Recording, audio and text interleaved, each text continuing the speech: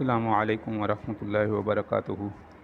عزیز طالبات، اللہ تعالیٰ کی ذات سے امید ہے کہ آپ سب خیریت سے ہوں گے اور آپ نے گزشتہ سبق اچھی طرح سن لیا ہوگا، سمجھ لیا ہوگا۔ اللہ تعالیٰ آپ کے علم و عمل میں برکت عطا فرمائے اور اس دین عالی کی محنت کو سیکھتے ہوئے آگے پہنچانے کی توفیق نصیب فرمائے۔ آج ہم صحیح بخاری اول سبق نمبر 7 حدیث نمبر 6 سے شروع کر رہے ہیں، تو آپ سبق شروع کرنے سے پہلے درود شریف پڑھ لیں۔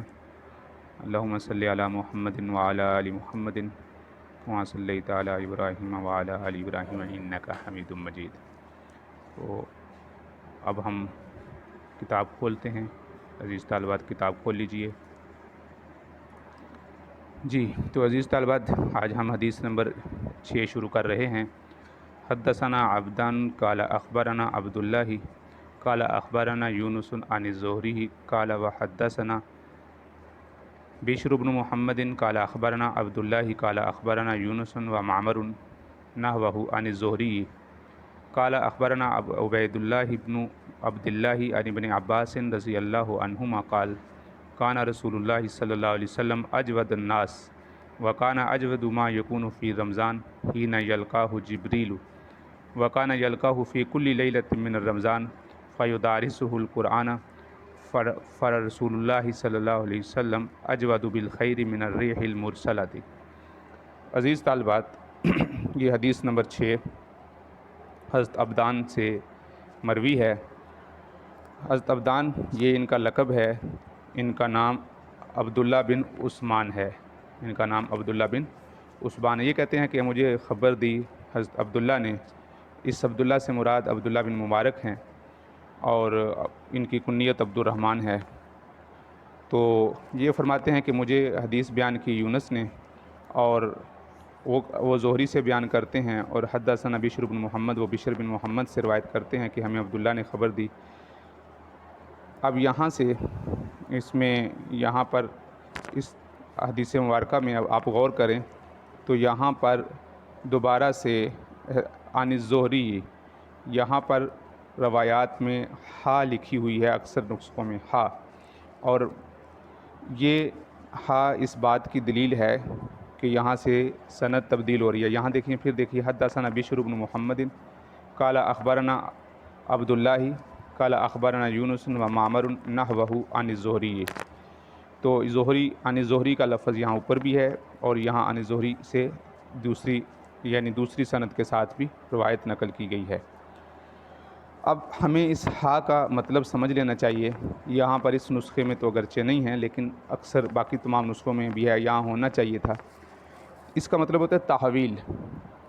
تحویل کا مطلب ہوتا ہے ایک سند کے ساتھ ایک حدیث مبارکہ بیان کی گئی ہے، تو اس کے بعد پھر دوسری سند بھی وہی حدیث مبارکہ دوسری سند کے ساتھ بھی مروی ہے۔ تو گویا کہ ہا کے ذریعے سے اس سند کو پھیرا جاتا ہے، تعویل کیا جاتا ہے۔ تو اسی اعتبار سے یہاں سند کو تبدیل کرنے کے لیے، علیحدہ سند کی طرف ذکر کرنے کے لیے یہاں سے نئے سنے سے سند شروع کی ہے۔ اب یہاں دیکھتے ہیں، ان کے استاد عبداللہ ہیں، عبداللہ کے استاد یونس ہیں، اور انہوں نے زہری سے روایت کی۔ اور اسی طرح یہاں دیکھیں، اب دوبارہ بشر بن محمد، ان کے استاد عبداللہ ہیں اور ان کے استاد یونس ہیں اور معمر ہیں۔ تو یہاں پر یونس ان کے شاگرد عبداللہ، اور آگے عبدان۔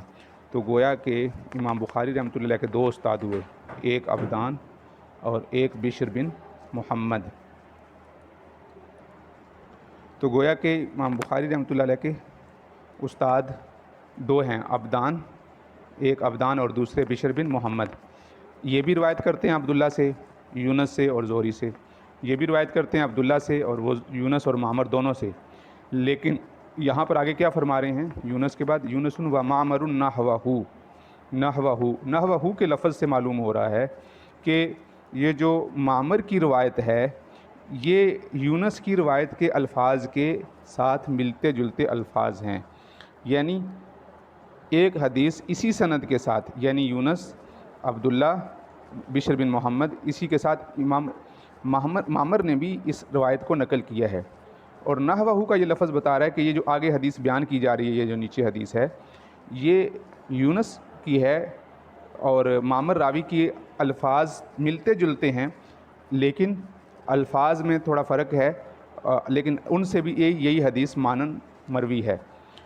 تو دوسری یہاں پر ایک بات میں یہ بھی ذکر کرتا چلوں کہ بعض جگہ پر احادیث سند میں یہاں پر نحوہ کی جگہ پر مثلہ کا لفظ ہوتا ہے۔ جیسے مثلا میں آپ کو بطور مثال ایک لفظ بتا دیتا ہوں، جیسا کہ یہاں پر یونس و معمر آگے مثلہ لکھا ہوتا، تو اس کا مطلب یہ تھا کہ جیسے یہ جو نیچے روایت ذکر کی گئی یہ تو امام یونس سے ہے، یعنی اس روایت کو نقل کرنے والے یونس ہیں، اور اسی کی مثل ایک اور روایت معمر سے بھی مروی ہے، یعنی اس کے الفاظ بھی وہی ہیں جو یونس راوی کے ہیں۔ مثلہ کا یہ مطلب ہے، اور نحوہ کا مطلب ہے کہ الفاظ میں فرق ہے، کچھ نہ کچھ الفاظ میں فرق ہے، اور باقی حدیث یہی ہے۔ اب ہم آتے ہیں جو تحویل کی ضرورت کیوں پڑتی ہے، جہاں پر ہا لکھا ہوا ہے کتابوں پہ، سارے نسخوں میں ہے، صرف ایک نسخے میں نہیں ہے۔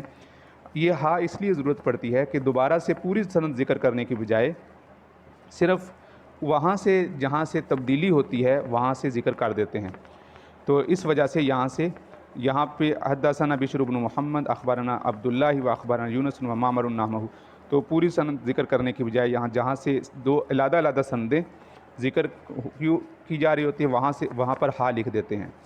پھر ایک حدیث کے مختلف راوی ہو سکتے ہیں، اس کی وجہ یہ ہے کہ ایک استاد سے مثلاً 20 لوگ پڑھتے ہیں، اور وہ 20 لوگ آگے چل کے وہی حدیث آگے 100 لوگوں کو پڑھاتے ہیں، وہ 100 لوگ آگے 1000 لوگوں کو پڑھاتے ہیں، تو اب جن 1000 لوگوں نے پڑھی ہے وہ نام لیں گے ان 100 کا، یعنی ہر ایک آدمی اپنے استاد کا نام لے گا۔ جیسے آپ لوگ حدیث پڑھ رہے ہیں تو آپ سے پوچھا جائے کہ یہ حدیث آپ نے کن سے پڑھی، تو آپ ظاہری بات ہے اپنے استاد کا نام لیں گے۔ اور اسی طرح پھر جس وقت جن سے پھر میں نے حدیث پڑھی ہوتی ہے میں ان کا نام لوں گا۔ تو جس ایک استاد سے مثلا اگر مجھ سے 20 لوگوں نے پڑھی ہے تو 20 لوگ میرا نام لیں گے کہ جی ہم نے فلاں استاد سے پڑھی ہے، فلاں استاد سے پڑھی ہے، اور پھر آگے وہ 100 لوگوں کو پڑھاتے ہیں، وہ 1000 لوگوں کو پڑھاتے ہیں، تو آگے چل کر وہ سند مختلف ہوتی چلی جاتی ہیں۔ اسی طرح ایک حدیث کو آپ صلی اللہ علیہ وسلم سے مختلف صحابہ نے سنا اور انہوں نے آگے مختلف لوگوں کو پڑھایا، تو جس نے جس صحابی سے حدیث سنی اس نے اپنے استاد اسی صحابی کا نام ذکر کر دیا۔ تو اس طریقے سے ان کی سندیں بھی چونکہ مختلف ہوتی ہیں، بعض اوقات ایک استاد پہ آ کے جمع ہو جاتے ہیں، جیسے کہ یہاں پر زہری پر جمع ہو گئے عن الزہری، یہاں پر بھی عن الزہری ہے اور یہاں پر بھی عن الزہری ہے، لیکن یہاں پر اس کے آگے یہ جیسے یونس سے سند چل رہی ہے اسی طرح معمر سے بھی سند چلتی ہے، تو یہ 2 راوی ہو گئے۔ تو یہ ہا کا یہ مخفف ہوتا ہے تحویل، تا ہا واو یا لام، تحویل۔ تحویل کا معنی ہوتا ہے پھیرنا، تحویل کا معنی ہوتا ہے پھیرنا، تو لہٰذا یہ سند کو پھیر دیتے ہیں۔ اب ہم آتے ہیں حدیث کی طرف، اور مجھے امید ہے کہ یہ آپ کو نحوہ اور مثلہ کا بھی فرق معلوم ہو گیا ہوگا۔ اخبرنا قال اخبرنا، اب یہاں دیکھیے اخبرنا عبید اللہ ابن عبداللہ عن ابن عباس، تو یہ روایت نقل کرتے ہیں عبید اللہ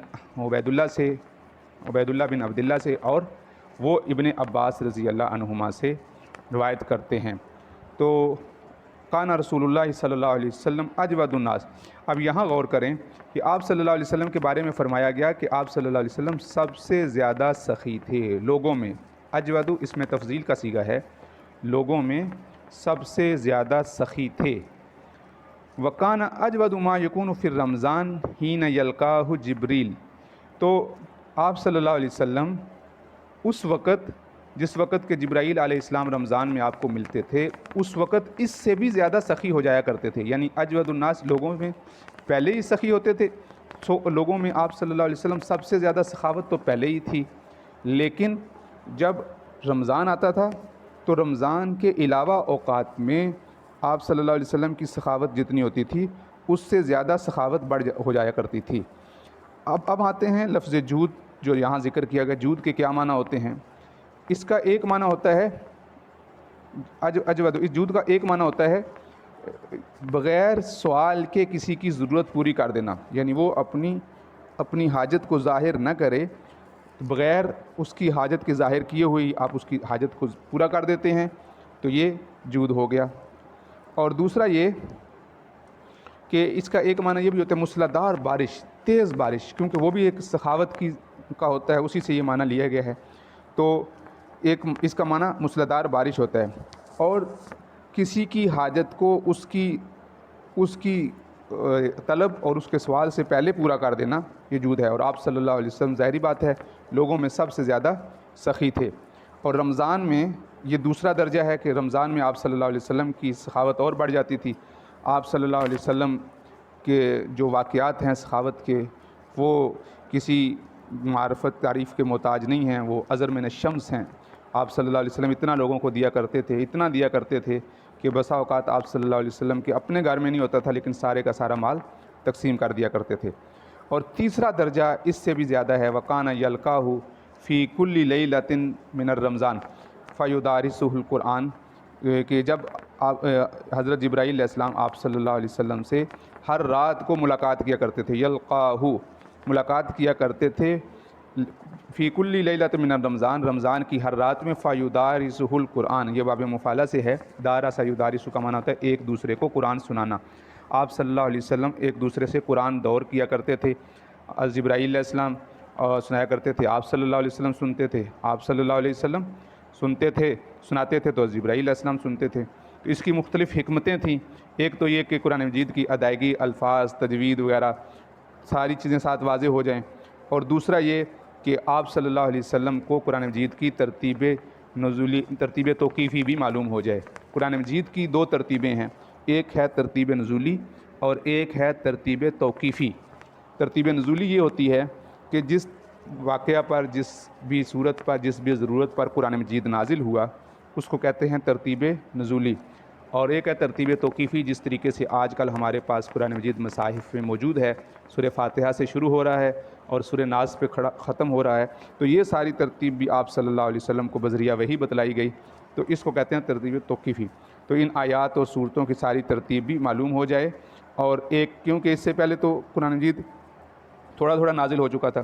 اور تیسرا بڑا فائدہ یہ ہوتا تھا کہ یعنی جو آیات منسوخ ہو چکی ہیں ان کا علم ہو جائے، اور جو ابھی باقی ہیں ان پہ عمل ہو جائے۔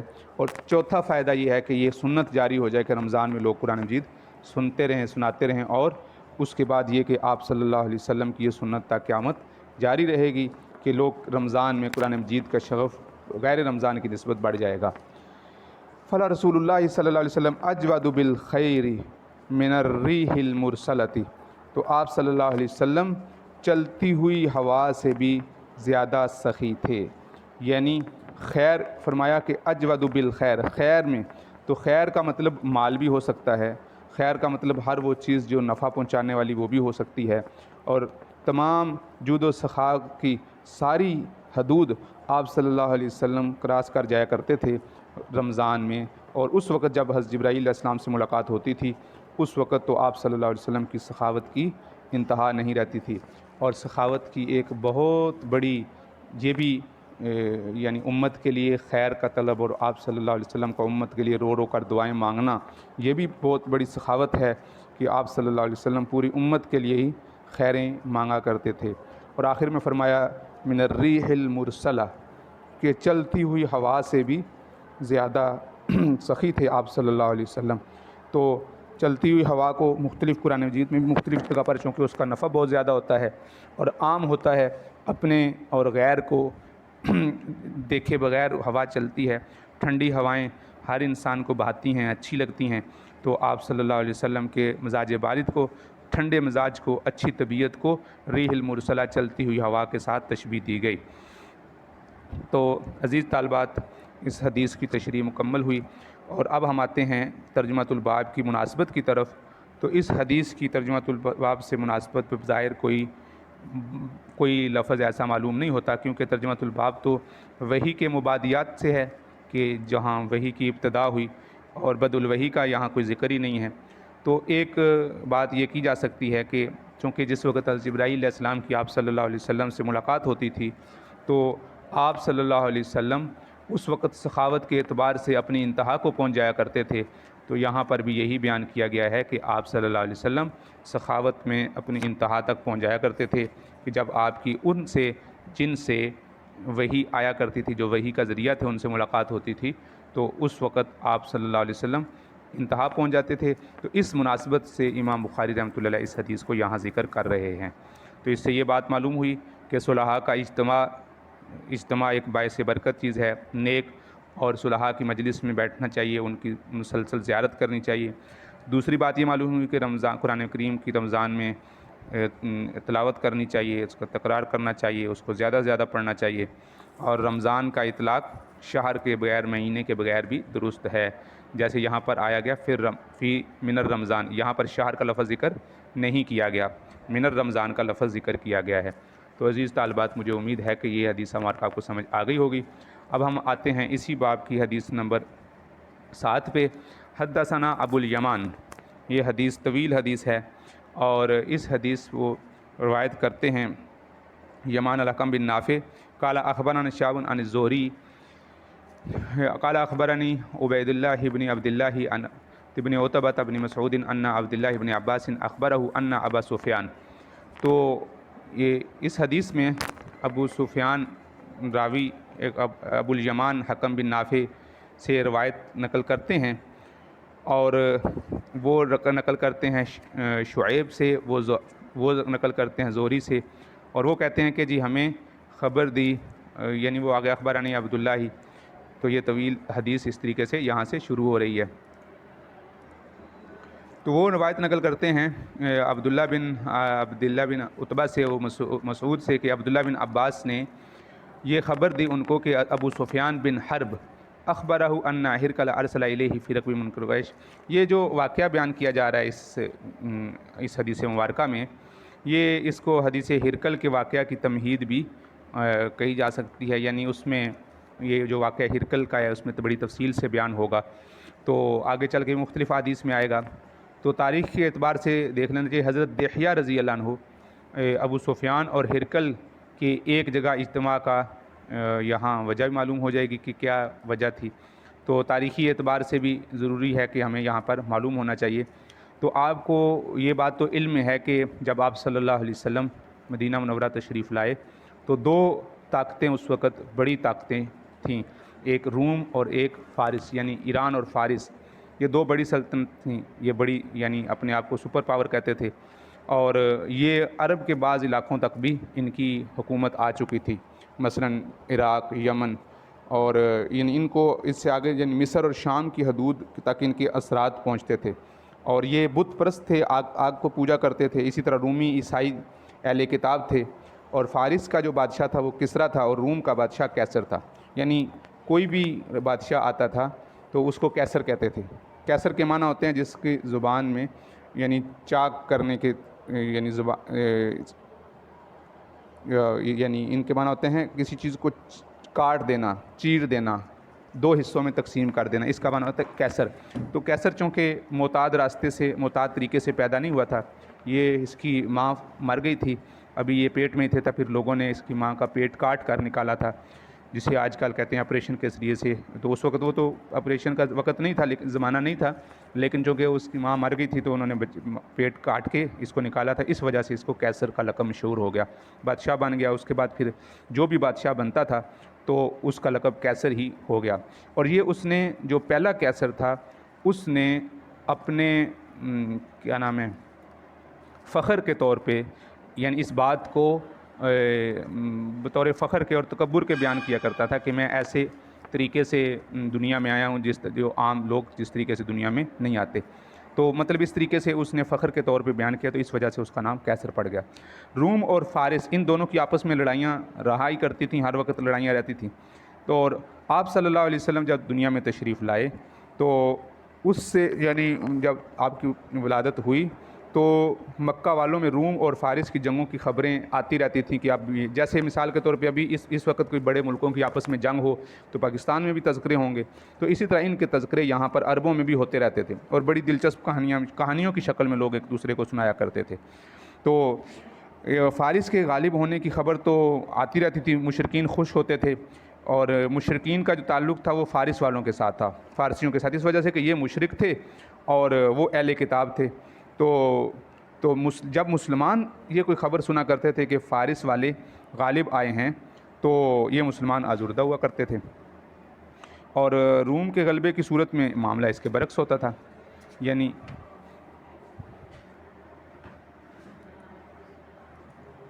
ان کے مشرکین کے خوش ہونے کی وجہ یہ تھی کہ مشرکین کا چونکہ فارسیوں کے ساتھ تعلق تھا، اور فارسی چونکہ یہ آگ کو پوجتے تھے اور مشرکین عرب بتوں کو پوجتے تھے، تو چونکہ یہ دونوں قریب قریب تھے، اس وجہ سے ان کے زیادہ تعلق فارسیوں کے ساتھ تھے، اور مسلمانوں کی جو محبتیں تھیں وہ تھیں رومیوں کے ساتھ، اس لیے کہ رومی اہل کتاب تھے۔ اس کی اگر آپ آج کے دور میں مثال سمجھ لیں، جیسے اگر ترکی کسی پہ حملہ کرے اور ترکی غالب آ جائے تو پاکستانی خوش ہوتے ہیں۔ کیوں خوش ہوتے ہیں؟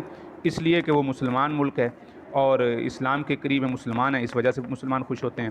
اور اگر انڈیا کسی پہ حملہ کرے اور وہ غالب آ جائے تو مسلمان پریشان ہوں گے۔ تو بالکل یہی صورتحال تھی کہ جب فارس غالب آتے تھے تو مشرکین خوش ہوتے تھے، اور جب یعنی یہ رومی غالب آتے تھے تو مسلمان خوش ہوتے تھے۔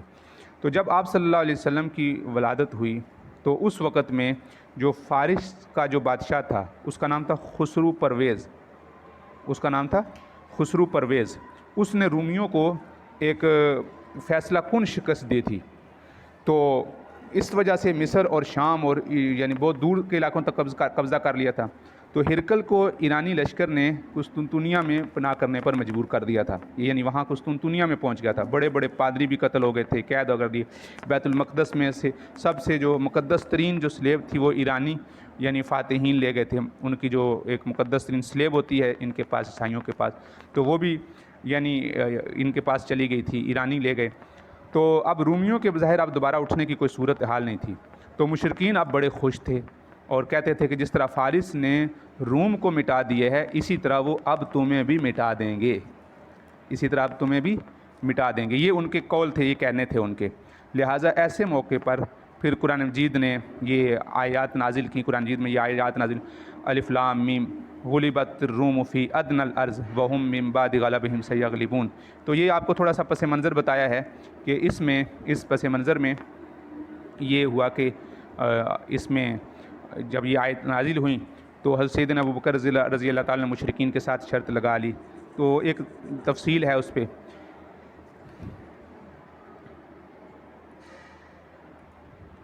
تو حضرت سیدنا صدیق اکبر رضی اللہ تعالیٰ عنہ نے مشرکین کے ساتھ شرط یہ باندھ لی کہ دوبارہ رومیوں کو دوبارہ اہل فارس پر غلبہ حاصل ہوگا۔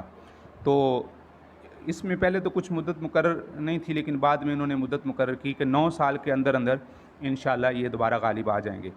تو حضرت سیدنا صدیق اکبر رضی اللہ تعالیٰ عنہ نے یہ مشرکین سے شرط باندھ لی۔ تو وہ آگے مشرکین کا یہ کہنا تھا کہ 9 سال تو بڑی دور کی بات ہے، 100 سال کے اندر بھی یہ اب دوبارہ یہ غالب نہیں آ سکتے، یعنی رومیوں کو اہل فارس پر غلبہ حاصل نہیں ہو سکتا۔ بہرحال یہ ٹھیک 9 سال کے بعد اللہ تعالیٰ نے حضرت سیدنا ابوبکر رضی اللہ تعالیٰ عنہ کی جو شرط تھی اس کے موافق ایسے ہی کیا کہ جب مسلمانوں کو فتح بدر ہوئی تو ادھر کیسر کے فتح کی بھی خبر آئی، تو مسلمانوں کی خوشی دوہری ہو گئی، اور وہ جو قرآن کریم کی پیشن گوئی تھی الف لام میم غلبت الروم فی ادنی الارض، تو یعنی روم والے غالب یعنی مغلوب ہوئے، تو اس طریقے سے رومیوں کو دوبارہ اہل فارس پر غلبہ حاصل ہوا، تو یہ سارا وہ پیشن گوئی پوری ہو گئی۔ تو اس طریقے سے یہ یعنی مشرکین کے اور مسلمانوں کے آپس میں یعنی یہ ان کے روم اور فارس کے ساتھ تعلقات تھے۔ اور اسی طرح یہاں پر جو ہرقل کا واقعہ ہے، جو ہرقل بیت المقدس پہنچا تو اس کو یہ ستاروں کے علم سے یہ معلوم ہوا کہ یہاں ایک ایسے لوگ آئے ہیں، یعنی عرب کی طرف سے، جو یعنی اس کو ایک ایسے علم ہوا کہ جو ختنہ کرتے ہیں اور وہ اس کے لیے خطرے کی گھنٹی بن سکتے ہیں۔ تو انہوں نے اس سے مراد یہ یہود تھے، اس وقت کے یہودی جو تھے وہ یہ ختنہ کرنے والے تھے، تو اس وجہ سے اس نے یہودیوں کو قتل کرنے کا مشورہ دیا کہ یعنی انہوں نے کہا کہ یہود کو قتل کر دیا جائے۔ یہ جو نجومی تھے انہوں نے ہرقل کو یہ مشورہ دیا۔ تو اسی دوران یعنی جب آپ صلی اللہ علیہ وسلم نے صلح حدیبیہ ہو چکی تھی تو خطوط لکھنا شروع کیے، تو آپ صلی اللہ علیہ وسلم نے خط لکھا ہرقل کی طرف، جس کا یہاں آگے دیکھیں ذکر آ رہا ہے، بالشام فی المدت التی کان رسول اللہ صلی اللہ علیہ وسلم وعد فیہا ابا سفیان و کفار قریش۔ تو یہ جو عبارت ہے یہ اس مدت کی طرف اشارہ کر رہی ہے جو صلح حدیبیہ کے درمیان. تو اس وقت حضرت دحیہ رضی اللہ تعالیٰ عنہ خط لے کر ہرقل کے پاس چلے گئے اور وہاں پر ہرقل نے پھر وہاں عربوں کے حالات معلوم کرنے کے لیے ان کو انہی دنوں میں یہ ابو سفیان بھی وہاں تھا، تجارت کی غرض سے گیا ہوا تھا. تو اب یہاں پر اس نے ابو سفیان کو بلایا اور وہاں کے حالات معلوم کرنے کی کوشش کی. تو پھر اس کے بعد یہ ہوا کہ یہ حدیث جو اب یہاں سے ہم حدیث کا ترجمہ شروع کرتے ہیں. ان عبداللہ ابن عباس اخبرہ، تو اس سے معلوم ہوتا ہے کہ حضرت عبداللہ بن عباس کو ابو سفیان نے یہ واقعہ بتایا. اخبرہ، یہ دیکھیں نا، اخبرہ ان ابا سفیان بن حرب اخبرہ، ابو سفیان بن حرب نے عبداللہ بن عباس کو یہ حدیث بیان کی یا یہ خبر دی. ان ہرقل ارسلہ، اب وہ یہاں سے واقعہ بیان کیا جانا شروع کیا جا رہا ہے کہ ہرقل ابھی جس کا واقعہ گزرا، ہرقل کی یہ حکومت تھی اور آپ صلی اللہ علیہ وسلم کا خط اس کے پاس پہنچا. تو ہرقل اس کا لقب کیسر تھا اور رومیوں کا بادشاہ تھا. اس کے ابھی پیچھے بھی گزر چکا ہے کہ رومیوں کے ہر بادشاہ کا رقب کیسر ہوتا ہے اور اس کا نام ہرقل تھا. اور اسی طرح فارس کے بادشاہ کا نام کسرا تھا. اور اسی طرح ترکی جو ہے، ترکی کا جو بھی بادشاہ ہوگا اس کا نام ہوتا ہے خاقان، اور حبشہ کا جو بھی بادشاہ ہوتا ہے اس کا نام ہوتا ہے نجاشی. تو بہرحال اسی طرح جیسے ہمارے یہاں اگر آپ جیسے سمجھ لیں جیسے آج کل ہم کہتے ہیں وزیر اعظم، تو خیر یہ تو ایک شعبے کا نام ہے، اس میں بندہ کوئی بھی آ سکتا ہے. اسی طرح ان کے ہر بادشاہ کو کیسر اور اس طرح کسرا اور خاقان اور نجاشی اس طرح کہا جاتا تھا. تو ان ہرقل ارسل الیہ فی رکب من قریش، کہ ہرقل نے ابو سفیان کو پیغام بھیجا. ارسل کا مطلب ہوتا ہے خط بھیجنا، پیغام بھیجنا. رسالہ کہتے ہیں کسی کو، خط پیغام بھیجنا. اس نے ان کو پیغام بھیجا فی رکب من قریش، کہ قریش کے چند افراد کی جماعت یہاں آئی ہوئی ہے. رکب ایک قافلے کو کہتے ہیں جو تقریباً 9-10 افراد پر مشتمل ہو. تو اس سے کم و بیش 10 کے اندر جو لوگ ہوں یہ ان کو کہتے ہیں رکب. تو قریش کا ایک 10 افراد پر مشتمل ایک قافلہ وہاں گیا ہوا تھا اور یہ روم میں تجارت کی غرض سے جایا کرتے تھے. تو وہاں پر یہ موجود تھے. وقانوا تجارا بالشام فی مدت التی کان رسول اللہ صلی اللہ علیہ وسلم ماد فیہا، تو یہ اس مدت میں فی المدت التی، اس مدت میں جس میں کہ رسول اللہ صلی اللہ علیہ وسلم کا مشرکین کے ساتھ معاہدہ تھا. معاہدہ کا مطلب ایک معاہدہ چل رہا تھا جس میں صلح حدیبیہ کے، جس کا میں نے ابھی ذکر کیا. تو صلح حدیبیہ کے ان دنوں میں چونکہ جتنا اسلام پھیلا ہے اتنا اس سے پہلے اتنی وسعت نہیں، کیونکہ امن کا زمانہ تھا، ہر جگہ دعوت اور تبلیغ میں بڑا اطمینان تھا اور کفار قریش کے ساتھ معاہدہ ہو چکا تھا کہ 10 سال تک لڑائی نہیں ہوگی. تو اس مدت میں ابو سفیان وہاں تھے، وہ کفار قریشن، اور یعنی جو ان کے ساتھ جو قریش کے کفار تھے وہ بھی وہاں موجود تھے. اور یہ وہاں پر تجارت کی غرض سے گئے تھے، تاجر تھے. تو فَأَتَوْهُ، تو جب ان کو وہاں کے بادشاہ نے بلایا تو یہ وہاں گئے. ابو سفیان اور ان کے رفقا ہرقل کے پاس گئے. تو وہاں پر وہم بھی ایلیا، اور اس وقت یہ ایلیا، یہ بیت المقدس کا ایک شہر ہے، بیت المقدس کا، وہاں ایلیا ایک اس کا شہر ہے، وہاں پر یہ تھے. تو یہ وہاں سے گئے. فدعاہم فی مجلسی، وہاں سے اس نے اپنی مجلس میں بلایا. وحولہ عظماء الروم، اور اس کے ارد گرد روم کے سلطنت کے بڑے بڑے آدمی، یعنی جو عہدے کے اعتبار سے بڑے تھے، یعنی اس کے وزیر کہہ لیں، اس کے مشیر کہہ لیں، وہ لوگ بھی وہاں موجود تھے. ثم دعاہم ودعا ترجمانہ، پھر اس نے ان کو بھی بلایا. ہم ضمیر سے مراد یہ لوگ ہیں جو کفار قریش ہیں، ابو سفیان ہیں، اور اپنے ترجمان کو بلایا. اور اس نے اپنے ترجمان کو بلانے کے بعد کیا کہا؟ فقال ایکم اقرب نسبا، تم میں سے آپ صلی اللہ علیہ اقرب نسبا بہذا الرجل الذی یزعم انہ نبی. یزعم کا معنی گمان کرنا اور دعویٰ کرنا. تو تم میں سے، اقرب کا معنی زیادہ قریب، اس میں تفضیل کا صیغہ ہے. تم میں سے اس آدمی کے زیادہ قریب کون ہے؟ نسباً باعتبار نسب کے، بہذا الرجل اس آدمی کے جو یہ دعویٰ کرتا ہے انہ نبی، کہ وہ نبی ہے، کہ غیب کی خبریں لاتا ہے. نبی کا معنی ہوتا ہے غیب کی خبریں لانے والا. فقال ابو سفیان، تو ابو سفیان نے کہا کہ میں ہوں. قلت انا اقربہم نسبا، میں نسب کے اعتبار سے ان کے قریب ہوں. قال अदनौहु मिन्नी, तो उन्होंने कहा, फ़क़ाल अबू सुफियान कहते हैं ये उन्होंने तो ये बता दिया कि मैं सबसे ज़्यादा करीब हूँ। तो फिर काला का फ़ाइल ये हिरकल है। हिरकल ने कहा कि इस शख्स को मेरे करीब करो। तो उसके जो साथी थे फ़क्र कर्रबू असहाबहू, उसके जो अबू सुफियान के साथी थे उन्होंने उसको करीब किया। फ़जअलूहुम, तो उनको करीब किया, उसके रफ़ाक़ा को भी करीब कर लिया। लेकिन उनके बैठने की तरतीब ये थी फ़जअलूहुम इंदा ज़ारिही, उसको अबू सुफियान को उसने अपने सामने बिठा लिया और ज़हर कहते हैं पीठ को, और उसके जो बाकी 9-10 आदमी थे, जितने भी आदमी थे, उनको उसके पीछे बिठा दिया। सुम्मा क़ाल अली तर्जुमानी, फिर उसने तर्जुमान से कहा कुल लहुम, इनको कहो, इन्नी साइलुन हाज़ा, मैं इस यानी अबू सुफियान से, हाज़ा का फ़ाइल ये हाज़ा का मुशारुन लै अबू सुफियान है, अन हाज़ा रजुल, मैं उस आदमी से, यानी इस हाज़ा का एक मुशारुन लै रजुल से मुराद आप सल्लल्लाहु अलैहि वसल्लम है, मैं इससे अबू सुफियान से उस नबी आप सल्लल्लाहु अलैहि वसल्लम के मुतालिक सवाल करूँगा।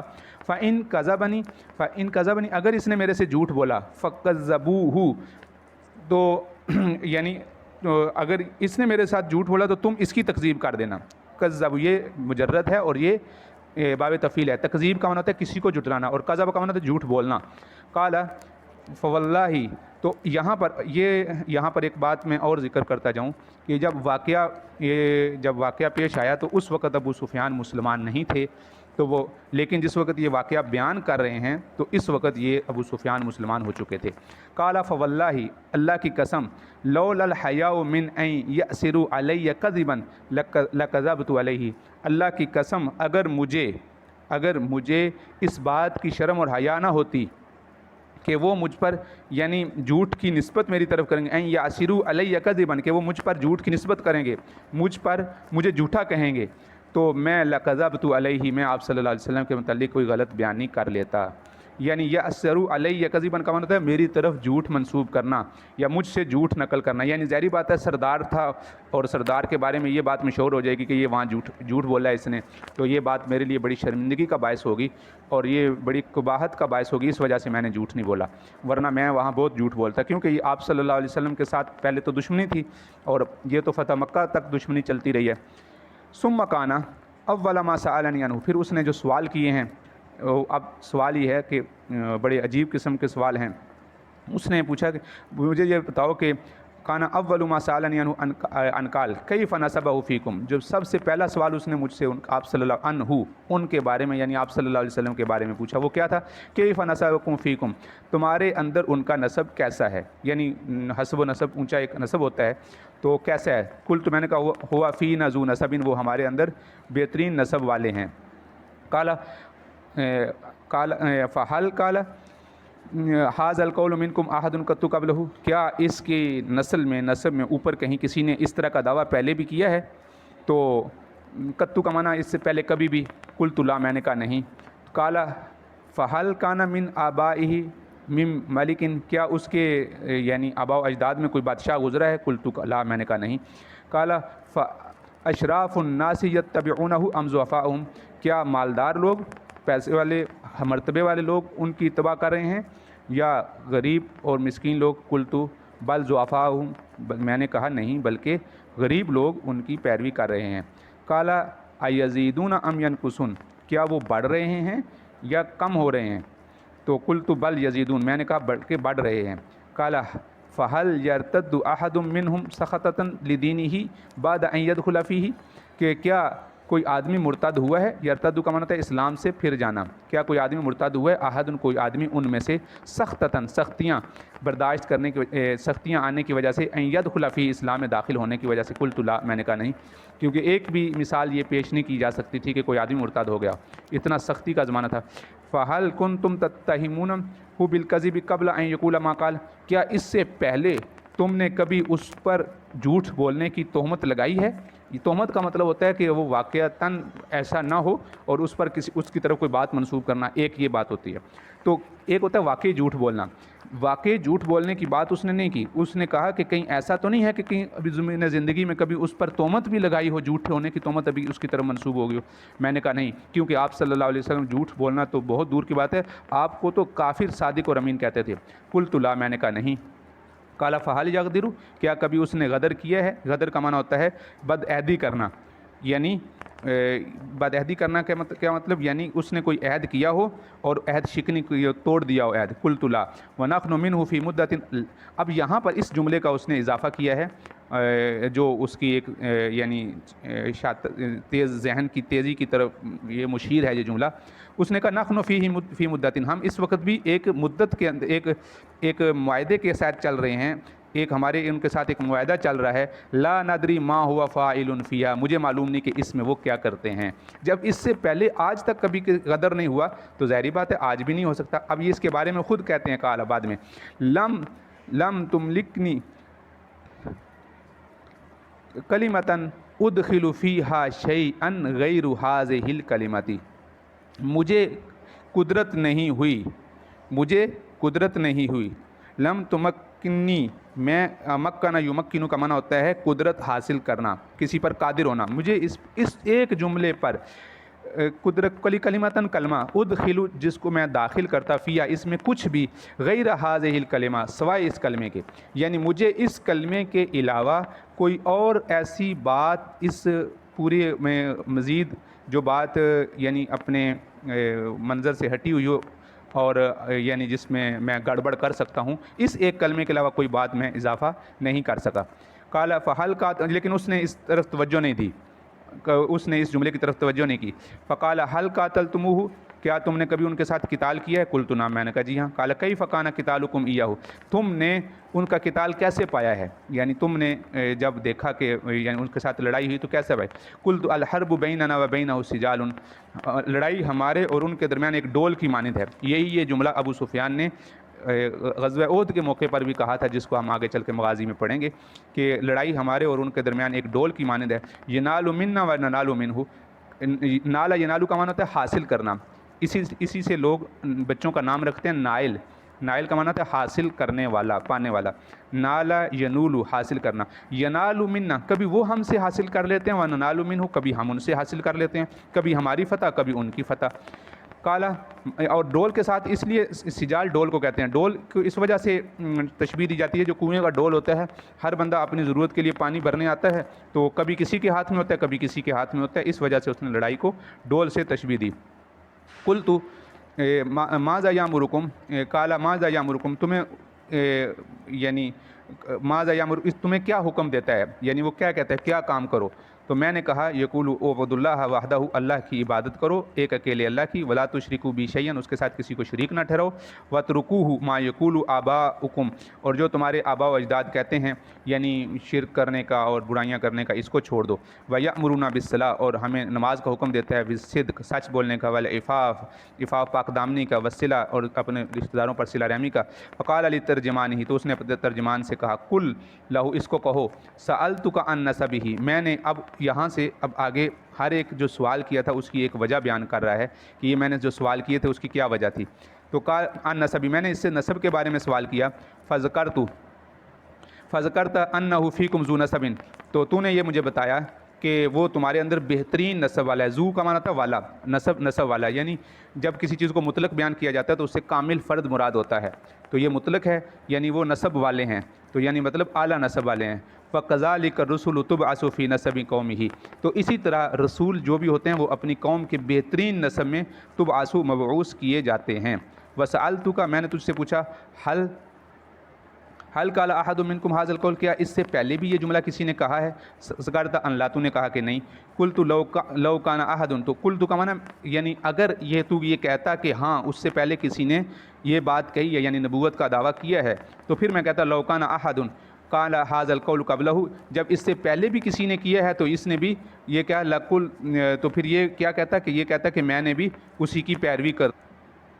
تو پھر میں بھی کہتا کہ یہ لقلت، تو پھر میں یہ کہتا اگر اس سے پہلے کسی آدمی نے اس میں پہلے یہ دعویٰ کیا ہوتا تو میں کہتا رجل یتأسی بقولہ قیل قبلہ، تو یہ بھی اپنے سے پہلے جو اس آدمی کی اتباع کر رہا ہے جو اس سے پہلے کسی جو بات کہی گئی تھی، یعنی اس نے جو یہ میں یہ کہتا کہ اس کے خاندان میں یا کسی آدمی نے پہلے جب یہ دعویٰ کیا ہے تو یہ آپ سوچتا ہے کہ میں بھی ایسے ہی دعویٰ کروں. وسألتک حل کان من آبائہ من ملک، میں نے پھر تجھ سے پوچھا کیا اس کے آباء و اجداد میں کوئی بادشاہ گزرا ہے؟ فذکرت اللہ، تو تو نے کہا نہیں۔ قلت فلو کان من آبائہ من ملک، اگر اس کے آباء و اجداد میں کوئی بادشاہ ہوتا تو میں یہ کہتا رجل یطلب ملک ابیہ، وہ اپنے والد کی بادشاہت اور ملک حاصل کرنا چاہتا ہے۔ وسألتک هل کنتم تتہمون بالکذب، کیا اس سے پہلے تم نے جھوٹ کی کبھی اس کی طرف تہمت کی ہے؟ قبل ان یقول ما قال، یہ نبوت کا دعویٰ کرنے سے پہلے۔ فذکرت اللہ، تو نے کہا نہیں۔ قد اعرف انه لم يكن ليظهر الكذب علی الناس، تو پھر یہ میں سمجھ گیا، فقد اعرف انه لم يكن، جب وہ لوگوں پر جھوٹ بول نہیں، لیظہر کا مطلب بچنا، جب وہ لوگوں پر جھوٹ بولنے سے بچتا ہے، ویکذب علی اللہ، تو وہ اللہ پر جھوٹ کیسے باندھ سکتا ہے؟ یعنی مطلب یہ ہے کہ تم یہ کہہ رہے ہو کہ اس نے لوگوں یعنی اس نے تمہارے درمیان کبھی جھوٹ نہیں بولا، تو جب اس نے یعنی تمہاری طرف سے کبھی اس پر جھوٹ کا الزام نہیں لگا، تو پھر اس سے میں جانتا ہوں کہ لوگوں کے معاملات میں جب کذب و افطرا نہیں کرتا تو اللہ تعالیٰ پر اتنا بڑا بہتان کیسے باندھ سکتا ہے؟ سمجھ آ گئی؟ یکذب علی اللہ، تو اللہ پر جھوٹ باندھ دیا اس نے، تو یہ ایسا یعنی ناممکن ہے۔ وسألتک اشراف الناس، پھر میں نے پوچھا کہ کیا مالدار لوگ اس کی اتباع کر رہے ہیں یا غریب، تو تم نے کہا غریب لوگ۔ اتباع ضعفاء کا معنی ہوتا ہے غریب لوگ، کمزور لوگ۔ وہم اتباع الرسل، تو رسولوں کے متبعین غریب لوگ ہی ہوتے ہیں۔ وسألتک، پھر میں نے تجھ سے پوچھا ایزیدون ام ینقصون، کیا وہ بڑھ رہے ہیں یا کم ہو رہے ہیں؟ فذکرت انہم یزیدون، تو تو نے بتایا کہ وہ بڑھ رہے ہیں۔ وکذالک امر الایمان حتی یتم، ایمان کا معاملہ ایسا ہی ہے کہ جب ایک دفعہ دل میں اتر جاتا ہے تو پھر وہ جسم کو ٹکڑے ٹکڑے بھی کر دو تو وہ ایمان دلوں سے نہیں نکلتا۔ وسألتک ایرتد احد سخطۃ لدینہ بعد ان یدخل فیہ، تو پھر میں نے تم سے پوچھا کہ کیا کوئی دین کی سختیوں کو دیکھ کر کوئی آدمی مرتد بھی ہوا ہے؟ فذکرت اللہ، تو نے کہا نہیں۔ وکذالک الایمان حین یخالط بشاشۃ القلوب، جب وہ دلوں کی خوشی یعنی بشاشت قلب کے ساتھ، دل کی خوشی کے ساتھ جب دل میں اتر جاتا ہے تو پھر وہ دل سے نہیں نکلتا، خواہ کتنی ہی تکلیفیں کیوں نہ دے دی جائیں۔ فسألتک حل یغدر، کیا اس نے تمہارے ساتھ کبھی غدر کیا ہے؟ فذکرت اللہ، تو نے کہا نہیں۔ وکذالک رسول اللہ تغدر، اسی طرح رسول کبھی بھی غدر نہیں کرتے، یعنی بد عہدی نہیں کرتے، جو عہد کرتے ہیں پورا کرتے ہیں۔ وسألتک بما یأمرک، وہ تمہیں کس چیز کا حکم دیتے ہیں؟ تم نے کہا انہ یأمر ان تعبدوا اللہ ولا تشرکوا بہ شیئا وینہاکم عن عبادۃ الاوثان، اور وہ تمہیں منع کرتے ہیں بتوں کی عبادت سے۔ ویأمرکم بالصلاۃ والصدق والعفاف، اور نماز کا، سچائی کا، پاکدامنی کا حکم کرتے ہیں۔ فإن کان ما تقول حقا فسیملک موضع قدمیہ، تو فإن کان ما تقول، اور اگر وہ ساری باتیں جو تم مجھے کہہ رہے ہو، ان کانا، اگر کانا ہیں، ما تقول جو تم کہہ رہے ہو، حقا سچی، فسیملک، تو ان قریب وہ مالک ہوگا، موضع قدمیہ، میری قدمیہ ہاتینی، ان پاؤں کے نیچے کی زمین پہ بھی، یعنی ان قریب اس کی جو نبوت ہے اس کا اثر میرے ملک تک بھی پہنچ جائے گا۔ وقد كنت اعلم انه خارج، اور میں اس سے پہلے جانتا تھا کہ وہ نکلنے والے ہیں، یعنی یہ کیونکہ اہل کتاب تھے اور اہل کتاب کو معلوم ہے، ان کی کتابوں میں، سابقہ کتب میں آپ صلی اللہ علیہ وسلم کی پیشن گوئیاں موجود تھیں کہ ایک نبی آخر الزمان آنے والے ہیں۔ لم اکن اظن انہ منکم، لیکن میرا گمان یہ نہیں تھا کہ وہ تم میں سے ہوں گے، کیونکہ یہ بات آپ جانتے ہوں گے کہ بنی اسرائیل اور یہ جتنے یہود تھے یا جتنے اہل کتاب تھے، ان کے یہودیوں کی تمنا اور یہودیوں کی خواہش یہی تھی، بلکہ ان کی چاہت تھی کہ یہ آخری زمان نبی بنی اسرائیل میں سے ہوں، تو اس وجہ سے دشمنی بھی ہو گئی، اور آپ صلی اللہ علیہ وسلم تو قریش سے ہو گئے۔ فلو انی عالم انی اخلص الیہ لتجشمت لقاءہ ولو کنت عندہ لغسلت عن قدمہ، تو اگر اخلص الیہ، اگر یہ مجھے اطمینان ہوتا، اخلص کا معنی ہوتا ہے خالص، یعنی اطمینان سے، خالص یعنی بغیر کسی ملاوٹ کے، اگر مجھے بغیر کسی خدشے کے یقین ہوتا کہ میں وہاں تک پہنچ جاؤں گا، اخلص کا معنی ہوتا ہے کہ مجھے کوئی رستے میں تکلیف نہیں پہنچے گی ان تک پہنچنے کے لیے، لتجشمت لقاءہ، تو میں ان کی ملاقات کے لیے ضرور حاضر ہوتا۔ لقاء کا معنی ملاقات، تجشمت کا معنی دیدار، زیارت کی ملاقات کے لیے میں دیکھنے کے لیے حاضر ہوتا، اور اگر میں وہاں ہوتا، ولو کنت عندہ، وہاں ہوتا، لغسلت عن قدمہ، تو میں وہاں پر یعنی ان کے قدم دھو کر ان کا پانی پی لیتا۔ ثم دعا بکتاب رسول اللہ صلی اللہ علیہ وسلم الذی بعث بہ دیہۃ الی عظیم بصرہ، یہ وہی جس کا ذکر میں نے ابھی آپ کو کیا ہے۔ پھر انہوں نے وہ خط منگوایا اور جو کہ حضرت دہیہ کلبی رضی اللہ عنہ لے کر گئے تھے عظیم بصرہ کے وزیر اعظم کے پاس، جو وہاں یہ کیونکہ براہ راست خطوط نہیں جایا کرتے تھے، عظیم بصرہ یعنی بصرہ جو بصرہ کا جو بڑا تھا، جو وہاں کا سردار تھا، جو وہاں کا جو بادشاہ تھا، اس کے ذریعے سے خط ہرقل تک پہنچا تھا۔ تو اس نے یہ خط منگوایا اور اب اس کا وہ مضمون آ رہا ہے جو آپ صلی اللہ علیہ وسلم نے عظیم بصرہ یعنی جو ہرقل کی طرف لکھا تھا۔ تو یہاں پر عظیم بصرہ جو ہے، یہ اس سے مراد جو وہاں کا بڑا تھا، اس کا نام حارث بن ابی شمر غسانی تھا، اور شام میں ایک حوران جگہ کا نام ہے، یہ وہاں کی طرف وہاں کا تھا، یہ وہاں کا بڑا تھا۔ دفعہ الی ہرقل فقرأہ فاذا فیہ، تو جو آپ صلی اللہ علیہ وسلم نے ہرقل کی طرف بھیجا تھا تو اس کو پڑھا تو فاذا فیہ، تو اچانک فاذا مفاجاتیہ ہوتا ہے، اس کا مطلب تو اس کے اندر یہ تھا بسم اللہ الرحمن الرحیم، یہ وہ خط ہے جو آپ صلی اللہ علیہ وسلم نے ہرقل کی طرف لکھا۔ من محمد عبد اللہ و رسولہ الی ہرقل عظیم الروم، اللہ کے نام سے شروع جو رحمان اور رحیم ہے، یہ اللہ کے بندے اور اس کے رسول محمد صلی اللہ علیہ وسلم کی طرف سے ہرقل جو روم کا بادشاہ ہے اس کے نام خط ہے۔ سلام علی من اتبع الہدی، سلامتی ہو اس آدمی پر جو ہدایت کی اتباع کرنے والا ہے۔ اما بعد فانی ادعوک بدعایت الاسلام، میں تمہیں سلامتی کی راستے کی اتباع کی دعوت دیتا ہوں۔ ادعوک، میں دعوت دیتا ہوں سلامتی کے راستے کی، دعایت الاسلام، اسلام کی جو سیدھا راستہ ہے۔ اسلم تسلم، مسلمان ہو جا سلامت رہے گا۔ یؤتیک اللہ اجرک مرتین، اللہ تعالیٰ تجھے دورہ اجر دیں گے۔ کون کون سا اجر دیں گے؟ ایک تو خود اسلام لانے کا، اور جو تیرے نیچے ہیں ماتحت لوگ ہیں ان کے بھی اسلام لانے کا۔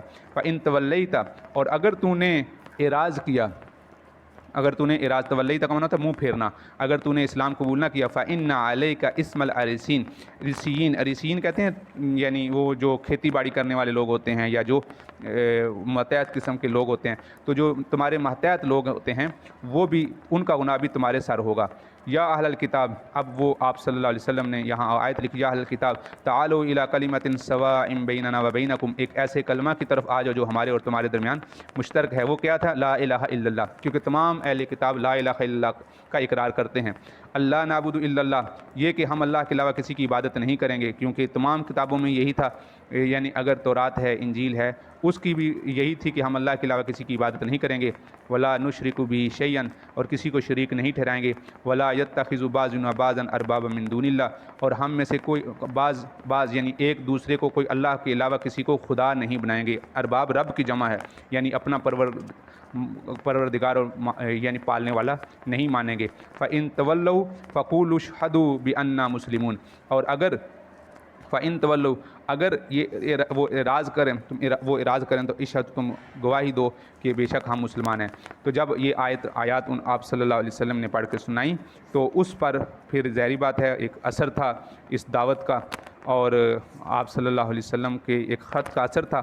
تو اس خط کے پڑھنے کی وجہ سے اس کے چہرے پر بھی ظاہری بات ہے کچھ اثرات ظاہر ہوئے، اور اس کو ابو سفیان بھانپ گیا، جان گیا کہ یہ اب یعنی یہ آپ صلی اللہ علیہ وسلم کا معاملہ یہاں تک آنے والا ہے۔ اگر روگردانی کریں گے، تولو کا معنی ہوتا ہے منہ پھیرنا، تو تم کہہ دو کہ اس بات کے ہم مسلمان ہیں۔ تو خط کا تقاضا یہی تھا۔ تو ابو سفیان نے کہا فلما قال ما قال فرغ من قراءۃ الکتاب، تو جب وہ پڑھنے والا حضرت دہیہ کلبی رضی اللہ عنہ اس سے فارغ ہو گئے تو کثر عندہ السغب کہتے ہیں شور کو، تو اس کے پاس شور بہت زیادہ ہو گیا۔ وارتفعت الاصوات، آوازیں بلند ہو گئیں، لوگوں نے چیخنا شروع کر دیا، جو اس نے اپنے سامنے جو بٹھائے ہوئے تھے وزراء اور اپنے جو بڑے بڑے لوگ بٹھائے ہوئے تھے۔ وَأُخْرِجْنَا وَقُلْتُ لِأَصْحَابِي حِينَ أُخْرِجْنَا، تو اس نے پھر ہم یعنی جب آوازیں بلند ہو گئی، شور بلند ہو گیا، فَقُلْتُ لِأَصْحَابِي، تو وَأُخْرِجْنَا، تو ہمیں نکال دیا گیا۔ تو فقلت لأصحابی، میں نے اپنے ساتھیوں سے کہا جب ہم باہر نکل آئے، لقد امر عمرو ابن ابی کبشہ، کہ ابن ابی کبشہ یہ آپ صلی اللہ علیہ وسلم کی کنیت ہے، اور عربوں کی یہ عادت ہوتی ہے کہ جس وقت کسی آدمی کو یعنی چھوٹا بیان کرنا ہو تو اس کی اس کنیت سے پکارتے ہیں جو کنیت کے ان کی غیر معروف ہو، تو یہ کنیت غیر معروف تھی، اس وجہ سے ابن ابی کبشہ کہا۔ انہ یخاف ملکہ بنی الاسفر، آج تو بنی الاسفر یعنی زرد لوگ، یہ جو اسفر کہتے ہیں سرد، یعنی رومیوں کا رنگ اس طرح ہوتا تھا، اس وجہ سے ان کو بنو الاسفر کہتے تھے۔ تو آج تو رومیوں کا بادشاہ بھی ان سے ڈر رہا ہے، یخافہ ملک بنی الاسفر، بنی الاسفر کا بادشاہ بھی ان سے ڈر رہا ہے۔ اللہ اکبر۔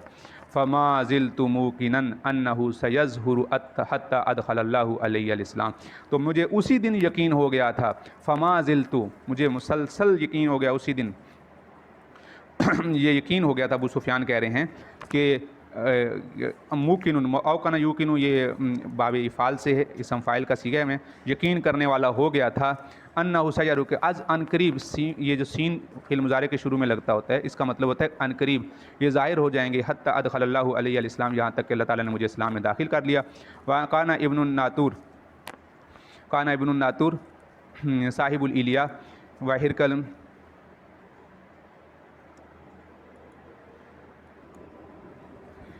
پھر جو یہ جیسے ابھی پیچھے میں نے تفصیل میں ذکر کیا تھا کہ وہ نجومی تھے، نجومیوں سے معلوم کیا کرتے تھے آگے کے حالات۔ وکان ابن الناطور صاحب الیا، الیا میں رہنے والا ایک آدمی تھا ابن ناطور، یہ نجومی تھا۔ و ہرقل اسقف علی نصارى الشام یحدث ان ہرقل حین قدم الیا،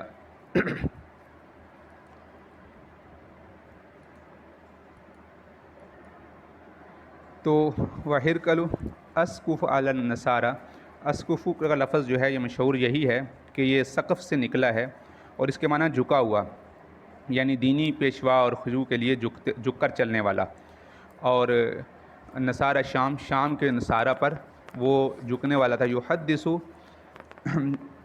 یعنی مطلب یہ ہے کہ وہ جو شام کے نصارہ تھے اس کی طرف جھک کر چلنے والے تھے، اس کی طرف یہ اس کی رغبت تھی، جو وہاں کے جو دین کے بڑے پیشوا ہوتے تھے ان کی طرف متوجہ ہوتا تھا، یعنی ہرقل جو شام کے نصارہ تھے ان کی طرف متوجہ ہوتا اور ان سے وہاں کے حالات یعنی آئندہ کے حالات پوچھتا تھا۔ یحدث ان، اس نے اس کو یہ حدیث بیان کی۔ تو اب اس روایت کے مطابق اب دیکھیے، کانا ابن الناطور، ابن ناطور کو جو کہا گیا وہ صاحب الیا و ہرقل کہا گیا۔ صاحب الیا یہ الیا جگہ کا نام ہے اور ہرقل آدمی کا نام ہے، تو اس کا مطلب یہ ہوا کہ ابن ناطور الیا کا تھا اور ہرقل کا ساتھی تھا، ہرقل کا ساتھی تھا، صاحب الیا و ہرقل۔ اسقف علی النصارى، اسقف علی النصارى کا معنی ہوا کہ رئیس الدین نصارہ، یعنی نصارہ کے دین کا سب سے بڑا پیشوا تھا ابن ناطور۔ تو یہ اب حدیث بیان کرتا ہے ابن ناطور، یحدث یعنی یہ بات بیان کرتا ہے کہ ہرقل جب وہ الیا آیا، حین قدم الیا جگہ کا نام ہے، اصبح خبیث النفس، تو وہ یعنی سخت پریشانی کے عالم تھے، افسردہ تھا۔ خبیث کا معنی ہوتا ہے برا، یعنی اس کی جو حالت تھی پریشانی کے ساتھ بری ہو چکی تھی، کیونکہ اس کو کسی نے خبر دیا، اس نے خواب دیکھا تھا کہ ختنہ کرنے والی قوم نے اس کی بادشاہت پر یعنی حملہ کر دیا، یا بلکہ اس کے جو نجومی لوگ تھے انہوں نے یہ بتایا کہ ہمیں ستاروں کے علم سے معلوم ہو رہا ہے۔ فقال بعض بطارقتہ وقد استنکرنا ہیئتک، تو جب اس کی حالت ایسی تھی، بدلی ہوئی حالت تھی، تو انہوں نے کہا کہ بطارق کہتے ہیں اس کی بدلی ہوئی حالت کو دیکھتے ہوئے، پریشانی میں جب مضطرب تھا، تو یہ بطریق کی جمع ہے، یہ کہتے ہیں دولت مند اور یعنی خواص قسم کے لوگ اور اہل رائے قسم کے لوگ، یہ مطلب ہوتا ہے۔ قال بعض بطارقتہ، اس کے جو صاحب دوست تھے یا اہل ثروت والے لوگ تھے، جو وزیر تھے، انہوں نے کہا قد استنکرنا ہیئتک، ہم آج آپ کی حالت کو اوپرا دیکھ رہے ہیں۔ استنکر کا معنی ہوتا ہے عجیب حالت میں، آپ کی حالت بدلی ہوئی دیکھتے ہیں۔ قال ابن ناطور، ابن ناطور نے کہا کہ کان ہرقل حذاء ینظر فی النجوم، کہ ہرقل ایسا ہے، حذاء ینظر فی النجوم، کہ ہرقل کاہن تھا اور علم نجوم پر وہ قدرت رکھتا تھا۔ حذاء کا معنی ہوتا ہے قدرت رکھنا، طاقت رکھنا، اس کو ایسا علم تھا۔ فقال لهم حین سألوا، تو اس نے ان سے کہا جب ان سے پوچھا گیا، انی رأیت، یعنی جب اس نے ہرقل نے یا ان نجومیوں نے جب ان سے پوچھا کہ اس کا جو مطلب ہے جو رات کو ستاروں کے انی رأیت اللیلۃ حین نظرت فی النجوم ملک الختان کہ میں نے رات کو دیکھا ہے جب میں نے ستاروں پر نظر ڈالی کہ ختنہ کرنے والوں کا بادشاہ قد ظاہرہ وہ ظاہر ہو گیا ہے فمن یختن من هذه الامہ تو اس وقت جو لوگ موجود ہیں من هذه الامہ اس امت میں یعنی جو موجودہ لوگ ہیں ان میں سے کون لوگ ختنہ کرتے ہیں قالوا لیس یختن الا الیہود یہود کے علاوہ کوئی ختنہ نہیں کرتا فلا یحمنک شأنہم تو آپ کو ان کی جو شان ہے یا ان لوگوں کی جو طاقت ہے اس سے آپ کو پریشان نہیں ہونا چاہیے، یہ آپ کو ان کی طاقت پریشان نہ کرے. یعنی مطلب یہ کہ یہود کو اتنی بڑی قوم یا اتنی طاقت والی لوگ نہیں ہیں، تشویش میں نہیں پڑنا چاہیے. تو آپ ایسا کریں، بہت آسان کام ہے. وَاکْتُبْ إِلَىٰ مَدَائِنِ مُلْکِکَ آپ اپنے جو مدین کا ملک ہے، جو وہاں کے قریبی لوگ ہیں جہاں یہود رہتے ہیں، وہاں ایک خط لکھیں فَيَقْتُلُوا مَنْ فِيهِمْ مِنَ الْيَهُودِ تو جو یہودی ہیں ان کو قتل کر دو. یہودی ختنہ کرتے ہیں، ان سے خطرہ ہے، وہاں اگر بادشاہ ظاہر بھی ہو گیا تو اس کو قتل کر دو. فَبَيْنَمَا هُمْ عَلَىٰ أَمْرِهِمْ فَبَيْنَمَا هُمْ عَلَىٰ أَمْرِهِمْ وہ ابھی اسی معاملے کے اندر ہی تھے کہ ان کو خط لکھیں یا اس کے بارے میں کیا کریں. اُتِیَ ہِرْقَلُ بِرَجُلٍ أَرْسَلَ بِهِ مَلِكُ غَسَّانَ يُخْبِرُ عَنْ خَبَرِ رسول اللہ صلی اللہ علیہ وسلم تو ادھر سے ہرقل کا آدمی آ گیا، یعنی جس نے یہ خبر دی، جو خط لے کر آ گیا تھا.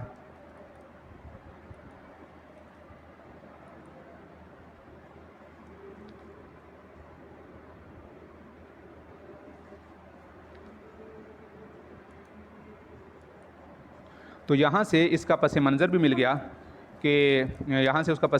گیا کہ یعنی یہ باتیں ان کو پہلے سے ہی معلوم ہو چکی تھیں. یہ جو سارا واقعہ ابھی ہم اوپر پڑھ کے آ چکے ہیں، یہ واقعہ ان کو پہلے ہی تشویش ہو چکی تھی. غسان کا جو بادشاہ تھا، جس کا بھی اوپر گزرا، عظیم بصرہ حارث بن ابی شمر گزرا تھا، اس نے یہ پیغام بھیج دیا. یہ ساری جو واقعہ اوپر پڑھا ان خبر رسول اللہ صلی اللہ علیہ وسلم فلما استخبرہ ہرقل جب ہرقل کو یعنی اس نے جب خبر معلوم کی فقال اذهبوا تو جب یعنی ہرقل کو یہ بات معلوم ہوئی کہ یہی وہ بندے ہیں تو ہرقل نے کہا کہ ان کو لے جاؤ اور دیکھو کہ کیا یہ مختتن ام ہوا ام لا، کیا ان کا ختنہ ہوا ہے یا نہیں. فنظروا الیہ تو انہوں نے دیکھا فحدثوہ عنہ مختتن تو انہوں نے کہا کہ یہ ختنہ شدہ ہیں، ان کا ختنہ ہوا. فسألہ عن العرب تو اس نے پھر عربوں کے بارے میں پوچھا ان سے کہ ان سے پوچھو کہ کیا عرب لوگ ختنہ کرتے ہیں. فقال هم یختتنون تو انہوں نے کہا کہ ہاں بالکل وہ ختنہ کرتے ہیں. فقال الہرقل ھذا ملک هذه الامہ قد ظہر یہ وہ بادشاہ ہے اس امت کا جو ظاہر ہو چکا ہے. ثم كتب ہرقل الى صاحب له برومیۃ فکان نذیرہ فی العلم تو اس نے جو رومیہ کا جو بادشاہ تھا اس کی طرف خط لکھا، یہ اس کا ہم منصب تھا یا اس کے جو علم نجوم میں اس کے برابر کا تھا. تو اس کو یہ خط لکھا، اسی کے بارے میں مشورہ کرنا تھا اس نے کہ یہ ایسے لوگ ظاہر ہو چکے ہیں. یعنی اس کو جو جس کا ظاہر اس کو معلوم تھا کہ یعنی یہ آپ نبی آ چکے ہیں اور ہمارے جہاں تک ہمارا ملک ہے وہاں تک بھی ان کی نبوت ظاہر ہوگی، تو اس لیے ہم اس کا پہلے سے کوئی انتظام کریں. تو وسارا ہرقل الی الحمص تو اس وقت ہرقل ابھی حمص میں تھا. فلم یرم الحمص ابھی حمص جو ایک جگہ کا نام ہے، یہ ایک بہت بڑا ان کا قلعہ تھا، وہاں سے ابھی منتقل نہیں ہوا تھا. حتی اتاہ کتاب من صاحبہ یوافق رأی ہرقل علی خروج نبی صلی اللہ علیہ وسلم تو جو اس نے خط روم کے بادشاہ کو لکھا تھا اس کی طرف سے جواب آ گیا کہ ہاں جو آپ نے بات کی تھی وہ صحیح ہے کہ وہ وہاں ایک نبی ایک آدمی ظاہر ہو گیا ہے، ایک جس نے نبوت کا ظاہر دعویٰ کیا ہے. وَأَنَّهُ نَبِيٌّ کہ وہ نبی ہیں. فَإِذَنْ ہرقل لِعُظَمَاءِ الروم فی دسکرۃ لہ بحمص تو پھر اس وقت اس نے دسکرہ کہتے ہیں بہت بڑا محل، جسے شاہی محل کہتے ہیں، اس کے اندر اس نے عظماء روم کو جمع کیا حمص کے اندر. ثم امر بابوابہم پھر اس نے دروازوں کے بارے میں حکم دیا کہ بند کر دو. فغلقت وہ بند ہو گئے، بند کر دیا گیا. ثم طلع پھر وہ ان کے سامنے آئے. طلع کا معنی سامنے آنا، لیکن یہاں تھوڑا سا اختصار ہے. دوسری ایک روایت میں یہ بھی ہے کہ یہ وہ اپنے آپ کو محفوظ مقام پہ اس نے ایک چبوترے پر بیٹھ گیا اور اس نے اپنے آپ کو محفوظ مقام پہ رکھا کہ ایسا نہ ہو کہ کہیں لوگ مجھے نقصان نہ پہنچائیں. فقال اب اس نے تقریر کرنا شروع کی، یعنی ایک ممبر پہ بیٹھ گیا خود اور اپنے سامنے سارے وزراء اور مشیر اور سارے اسمبلی کے ارکان کو بٹھا لیا. یا معاشر الروم هل لکم فی الفلاح والرشد اے روم کے لوگو، معاشر کا معنی ہوتا ہے جماعت، اے روم کی جماعت کیا تم فلاح کامیابی اور ہدایت کو چاہتے ہو؟ وَأَن يَثْبُتَ مُلْكَكُمْ اور کیا تم چاہتے ہو کہ تمہارا ملک باقی رہے؟ فَتُبَايِعُوا لِهَٰذِهِ النَّبِيَّ تو تم اس نبی کی موافقت کر لو. فَحَاسُوا حِيسَةَ حُمُرِ الْوَحْشِ تو وہ ایسے بھاگے جیسا کہ وحشی گدھے بھاگتے ہیں، الی الابواب دروازوں کی طرف، فوجدوہا تو انہوں نے وہاں قد غلقت دروازوں کو بند پایا، فلما رأى ہرقل نفرتہم جب ہرقل نے ان کی نفرت دیکھی، وعیسی من الایمان اور ان کے ایمان سے مایوس ہو گیا، قال ردوہم علیہ انہوں نے کہا میری طرف واپس آؤ، وقال ردو کا معنی واپس آؤ، ہم ان کو واپس کرو علیہ میری طرف، یعنی اس نے حکم دیا کہ میری بات سنو، فقال انی قلت مقالتی آنفاً اختبر بہا جو ابھی میں نے تمہیں بات کی، آنفاً کا معنی ہے ابھی، مقالتی جو میں نے قول کیا بات کی، اختبر بہا شدتکم علی دینکم میں تم سے تمہارے دین پر شدت دیکھ رہا تھا، قد رأیت وہ میں نے دیکھ لی، میں دیکھنا چاہتا تھا کہ تم اپنے دین پر کتنے پختہ ہو، فسجدوا لہ تو پاس انہوں نے اس کو سجدہ کیا، ورضوا عنہ وہ اس سے راضی ہو گئے، فکان ذلک آخر الشان ہرقل اور یہ اس کی آخری بات تھی، یعنی وہ اسی پر مر گیا، دعوت اسلام کو اس جو دی گئی تھی اس پر اس نے یعنی آپ صلی اللہ علیہ وسلم پر ایمان نہیں لایا۔ اور دوسرا یہ کہ میں یہ بات اوپر والی حدیث میں بھول گیا، اب یہی حدیث بخاری شریف میں یہ یہاں پر اتنی جگہ پر دوبارہ آ چکی ہے، 1 2 3 4 5 6 7 8 9 10 11 یہ حدیث مبارکہ 11 مرتبہ اور بھی، یعنی یہ پوری کی پوری یا اس کا کچھ حصہ بخاری شریف میں آیا ہے، تو آپ اس کو ایک دفعہ اچھی طرح سن لیں، سمجھ لیں، تو یہ باقی جگہ پر اس کا اگر یہ حدیث آئے گی تو اس کا دوبارہ ترجمہ نہیں ہوگا، اسی کی تشریح یہاں پر ہم کیونکہ بخاری شریف میں جو حدیثیں تکرار کے ساتھ آئیں گی اس کے ضروری مطلب اور ترجمۃ الباب سے مناسبت وغیرہ بیان کر کے ہم آگے چلیں گے۔ السلام علیکم ورحمۃ اللہ وبرکاتہ۔